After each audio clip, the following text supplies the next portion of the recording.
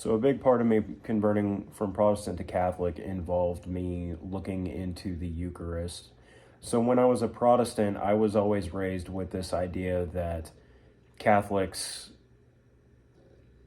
worship this little piece of bread and that communion was only ever supposed to be representative of Jesus, but not actually Jesus. But when you look in the scripture, he doesn't say this represents my body. He says, this is my body. This is my blood. And when he's talking to the disciples about this, some of them, when they realize that he's actually talking about eating his flesh and drinking his blood, they walked away from it. They walked away from it. And instead of clarifying and saying, oh, it only represents my body and blood. No, he doubled down on it. He doubled down on it and continued to say that that was his body and his blood. There's nothing in there about it representing his body and his blood.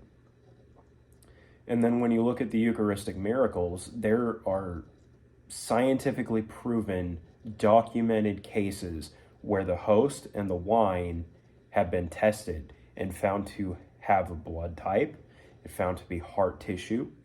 There are documented situations where the host had started bleeding. They've sent it to independent labs without telling the lab what it is, and the lab comes back and said this is damaged heart tissue. One lab even thought that a murder had occurred because of the damage.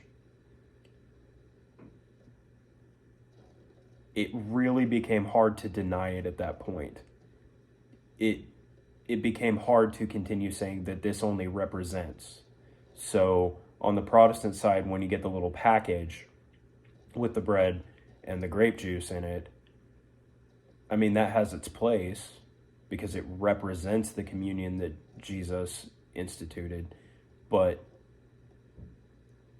in Catholicism, we have the Eucharist, which actually becomes the body, blood, soul, and divinity of Christ.